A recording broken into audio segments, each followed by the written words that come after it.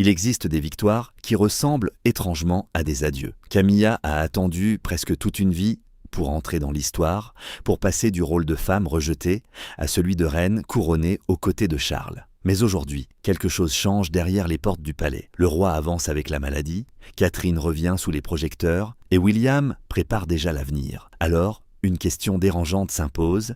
Que reste-t-il d'une couronne lorsque le pouvoir commence à regarder ailleurs? Camilla n'était pas née pour devenir reine. Rien, dans son enfance, ne semblait la conduire vers Buckingham, encore moins vers une couronne.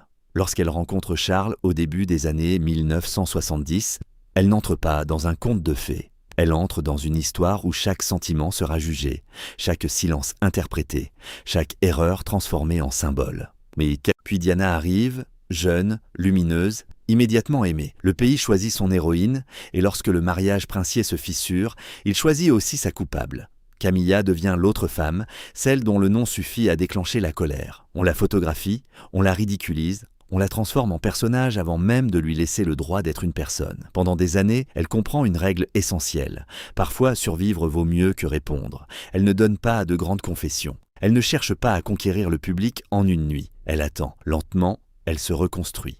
Lorsque Charles et elle se marient en avril 2005, le Royaume-Uni n'a pas oublié Diana, mais il a cessé de vouloir punir Camilla chaque jour. Elle devient duchesse de Cornouailles, choisissant de ne pas utiliser le titre de princesse de Galles, comme si elle savait que certaines victoires exigent de laisser une place à celles qui ne sont plus là. Mais derrière cette prudence, une autre Camilla apparaît. Elle travaille.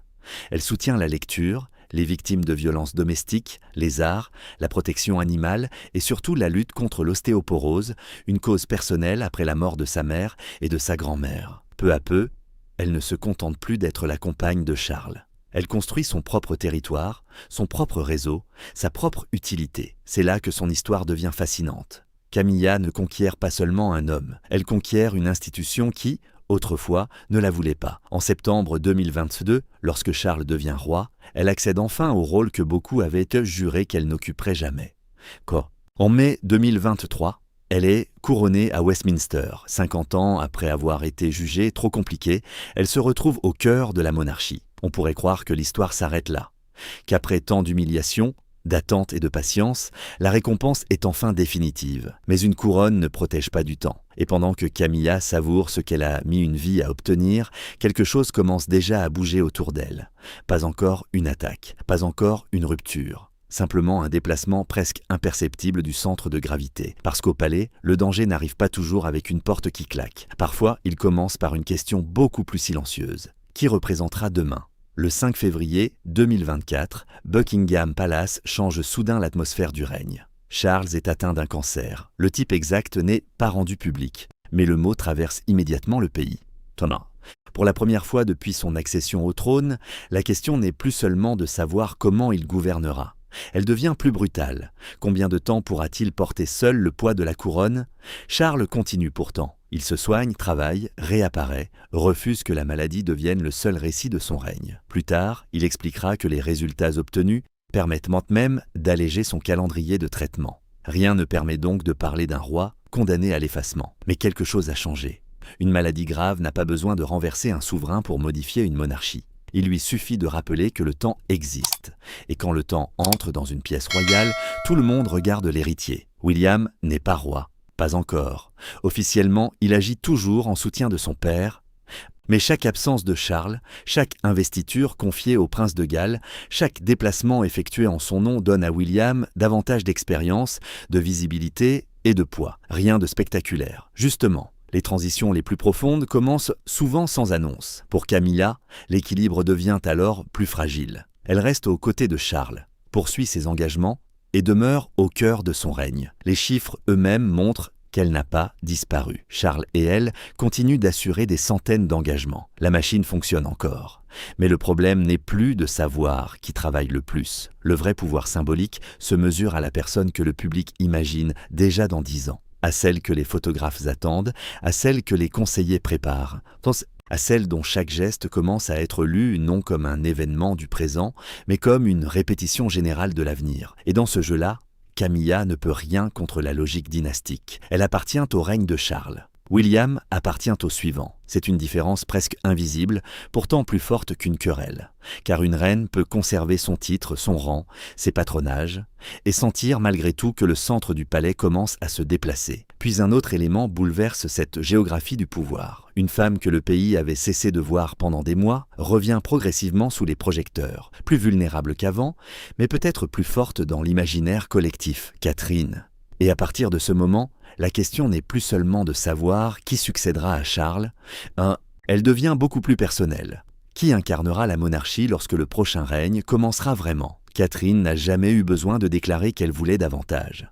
C'est peut-être ce qui la rend forte dans une institution où toute ambition trop visible finit par coûter cher. Elle avance sans bruit, avec cette discipline que le palais récompense. Ne jamais paraître pressée, ne jamais réclamer ce que le temps finira par offrir. Son histoire ressemble à celle de Camilla. Elle aussi vient de l'extérieur. Elle aussi a été observée, disséquée, comparée, parfois humiliée par une presse qui adore construire une princesse avant de chercher ses fissures. Mais Catherine possède une chose que Camilla n'avait pas au départ. Une trajectoire dynastique claire. Depuis son mariage avec William en 2011, chaque étape l'a rapprochée du centre.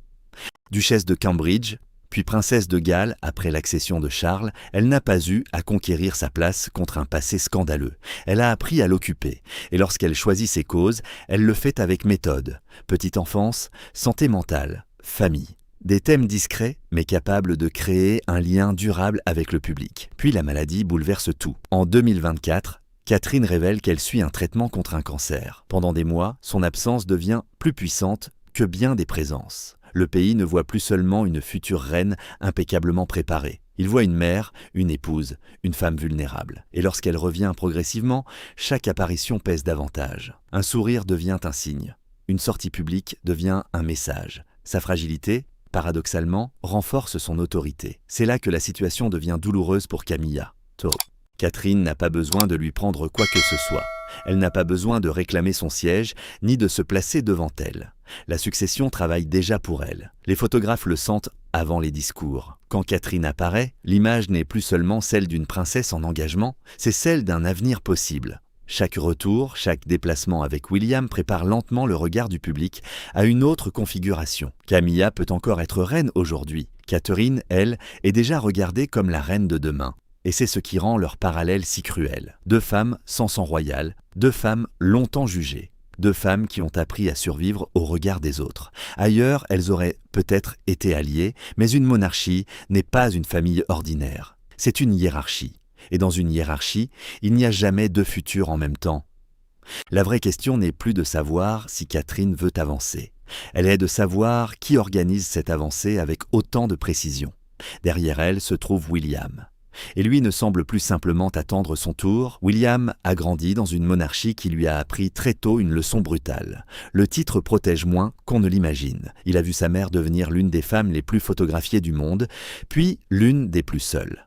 Il a vu les conflits familiaux devenir des feuilletons publics, Harry quitter le système, les réseaux sociaux remplacer les vieux tabloïds et chaque erreur du palais survivre pendant des années. Alors William semble avoir choisi une méthode différente. Moins de dispersion, moins de symboles difficiles à expliquer, davantage de projets dont le résultat peut être montré. Avec Homewards, il s'attaque au sans-abrisme. Avec l'Earthshot Prize, il construit une image tournée vers l'environnement et les solutions concrètes. Il ne veut pas seulement apparaître, il veut que chaque apparition raconte quelque chose, c'est là que son idée de la monarchie devient intéressante. William ne semble pas rêver d'une cour immense remplie de visages, de patronages et de traditions que personne ne comprend vraiment. Il paraît vouloir une institution plus concentrée, où chacun possède une fonction immédiatement identifiable. Impact, simplicité, continuité. Trois mots qui peuvent sembler modernes et raisonnables. Mais derrière eux se cache une question beaucoup plus dangereuse.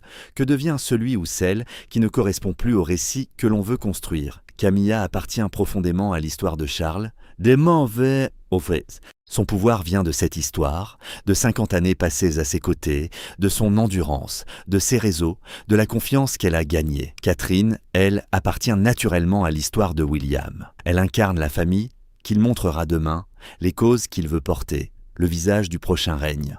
Personne n'a besoin de déclarer la guerre pour que l'une prenne progressivement plus de lumière que l'autre. Il suffit de déplacer le centre. Un engagement plus visible ici, une photographie familiale là, un projet confié à la génération suivante, une cérémonie où William et Catherine occupent naturellement la place que les caméras recherchent. Individuellement, rien de tout cela n'a l'air agressif. Ensemble, ces détails peuvent raconter une transformation. Et William connaît mieux que quiconque la puissance des images. Il sait qu'une monarchie moderne ne survit pas seulement parce qu'elle est ancienne. Elle survit parce que le public continue de croire qu'elle lui parle encore. C'est probablement là que se trouve la fracture. Pour Kafia, une vie entière de travail a transformé sa présence en légitimité. Pour William, la légitimité d'hier ne garantit peut-être aucune place dans la photographie de demain. Et lorsque cette logique commence à toucher les agendas, les patronages et la visibilité, la modernisation cesse d'être une idée abstraite. Elle entre dans la famille. À partir de là, la question devient inévitable. Jusqu'où William est-il prêt à aller pour préparer son règne ? Et que se passe-t-il lorsque la femme que cette stratégie risque de marginaliser est encore la reine ? C'est ici que tout ce qui paraissait abstrait devient personnel. Jusqu'à présent, il était possible de parler de modernisation, de transition, d'efficacité, de génération suivante. Mais lorsqu'un agenda se vide, lorsqu'un patronage change de main, lorsqu'un visage disparaît d'une photographie officielle, les mots cessent d'être neutres. Selon les récits qui circulent autour de cette réorganisation, Camilla aurait découvert que plusieurs éléments de son rôle étaient en train d'être redéfinis sans qu'elle soit véritablement associée à la discussion. Rien qui ressemble à une destitution. Rien de spectaculaire. Juste une succession de décisions défendables, prises séparément, mais qui finissent par produire une impression très claire. Son espace se réduit, et c'est peut-être cela qui aurait été le plus difficile à accepter. Camilla n'a jamais considéré ses responsabilités comme de simples décorations. Elle a passé des années à les construire, à gagner la confiance des associations, à transformer des causes discrètes en engagements durables. Pour elle, ce travail n'a pas été hérité. Il a été gagné. C'est aussi... Alors voir une partie de cette visibilité glisser vers Catherine ou vers la génération suivante peut être vécu comme une blessure intime même si l'argument institutionnel reste parfaitement logique. William, lui, peut défendre une autre lecture. Préparer le prochain règne exige de rendre les rôles plus lisibles, de concentrer l'attention, de choisir des priorités. Dans cette logique, Catherine n'est pas une rivale de Camilla. Elle est simplement la future reine que l'institution doit commencer à installer dans l'imaginaire collectif. Et c'est précisément ce qui rend le conflit si froid. Il n'y a pas besoin de haine. Il n'y a même pas besoin d'un affrontement. Il suffit que deux logiques incompatibles se rencontrent. Camilla pense en années données à la couronne. William pense en années qu'il reste à préparer. Camilla regarde ce qu'elle a construit. William regarde ce qui devra survivre après Charles. Fin. Le plus troublant, c'est que les faits publics ne montrent pas une reine déjà effacée. Camilla continue ses engagements, conserve ses causes, accompagne encore Charles dans des moments importants. Cela signifie que la vraie bataille, si bataille il y a, ne porte probablement pas sur son titre aujourd'hui. Elle porte sur sa place demain. William n'a pas besoin de lui retirer la couronne. Il lui suffit de bâtir une monarchie dans laquelle cette couronne pèsera de moins en moins lourd lorsque le prochain règne commencera.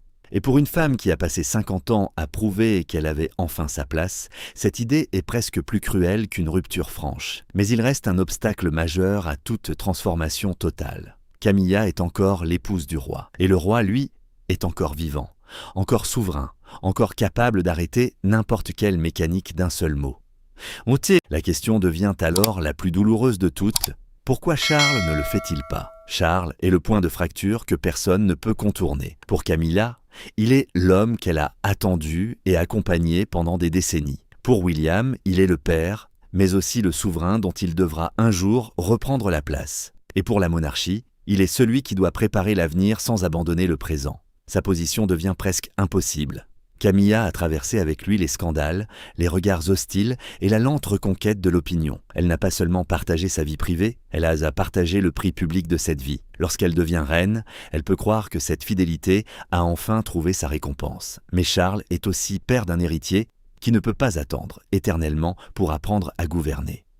William doit recevoir davantage de responsabilités, d'expérience, de visibilité. Ce mouvement n'est pas une trahison, c'est la mécanique normale d'une monarchie. Le problème, c'est que les mécaniques institutionnelles deviennent cruelles lorsqu'elles traversent une famille. Depuis l'annonce de son cancer en 2024, Charles a continué à travailler, à apparaître et à remplir ses devoirs. Son traitement a même pu être allégé. Pourtant, la maladie a laissé une trace invisible. Elle a rendu la question du temps impossible à ignorer. Chaque dossier confié à William peut être lu comme une préparation. Chaque espace laissé à Catherine peut annoncer le prochain règne. Mais pour Camilla, chaque déplacement du centre peut ressembler à autre chose. Le début d'un monde où ce qu'elle a construit sera lentement rangé dans le passé. Et Charles le sait, c'est ce qui rend son silence si lourd. Il pourrait défendre certains espaces de son épouse et rappeler que son règne n'est pas terminé. Mais chaque fois qu'il protège totalement le présent, il retarde aussi l'avenir. Et chaque fois qu'il prépare l'avenir, il demande à Camilla d'accepter qu'elle y aura moins de place. Voilà le véritable piège. Charles ne choisit pas simplement entre sa femme et son fils. Il choisit entre deux époques de sa propre vie. D'un côté, la femme qui a attendu avec lui pendant des décennies avant qu'il ne devienne roi. De l'autre, le fils qui attend depuis sa naissance le jour où il le deviendra à son tour. Et au milieu, un homme qui a attendu le trône toute sa vie, seulement pour découvrir qu'une fois assis dessus, il devait penser à la manière de le transmettre. C'est peut-être cela que Camilla ressent le plus durement. Bon, pas qu'on lui retire quelque chose brutalement, mais que Charles accepte peu à peu une transition qu'elle ne peut pas arrêter. Car tant que Charles règne, elle est la reine du présent. Mais William et Catherine sont les visages du prochain chapitre. Et aucune décision royale ne peut empêcher le temps d'avancer. Camilla porte encore le titre que tant de gens pensaient autrefois inaccessible. Elle avait été toujours la reine, toujours l'épouse du souverain, toujours présente dans les cérémonies et les causes auxquelles elle a consacré des années. Officiellement, rien n'a été arraché, et c'est précisément ce qui rend la situation si étrange. Car un titre peut rester intact alors que le monde autour de lui change. William n'a pas besoin de mener une bataille ouverte contre sa belle-mère. Le temps fait déjà ce travail avec une efficacité qu'aucun conseiller ne pourrait égaler. Tant que Charles règne, Camilla appartient au centre. Le jour où le règne changera, le centre changera avec lui. Alors, Catherine deviendra naturellement le visage féminin du nouveau pouvoir. William ne devra pas l'imposer. La succession l'imposera pour lui. Camilla possède donc 3 chemins, et aucun n'est simple. Elle peut continuer, défendre ses patronages, ses engagements pour la lecture, les victimes de violences, la santé, et rester visible aux côtés de Charles aussi longtemps que possible. Elle peut aussi ralentir, apparaître moins, choisir davantage sa famille, ses petits-enfants, ses causes personnelles. Ce serait une retraite sans déclaration, presque élégante. Mais pour une femme qui a passé 50 ans à obtenir le droit d'être vue, disparaître volontairement aurait le goût d'une défaite. Ou bien elle peut résister, réclamer davantage de visibilité, rappeler tout ce qu'elle a donné, utiliser l'influence qu'elle possède encore auprès de Charles. Mais combattre publiquement le futur roi serait peut-être la façon la plus rapide de perdre ce qu'elle a mis une vie à construire. C'est là que l'ombre de Harry devient intéressante. Lui a choisi la rupture et la parole. Camilla a toujours choisi l'inverse, attendre, encaisser, survivre. Sa force a toujours été le silence. Pourtant, le silence qui lui a permis d'entrer dans l'histoire pourrait désormais l'accompagner vers la sortie. Et l'ironie était presque parfaite. Dans les années 1970, on lui faisait comprendre qu'elle ne correspondait pas à l'image attendue près d'un futur roi. Un demi-siècle plus tard, elle laisse approuver le contraire. Alors a traversé le scandale, le rejet, Diana, les humiliations, puis elle a reçu une couronne. Mais aujourd'hui, personne n'a besoin de lui dire qu'elle ne correspond plus à l'image suivante. Il suffit que les photographes commencent à regarder ailleurs. Camilla a gagné sa bataille contre le passé. Elle a obtenu le mot, le rang, la place. Pourtant, sa dernière adversaire n'est ni Catherine, ni William, ni même le palais, c'est le temps. Et contre lui, même une reine ne possède aucun privilège.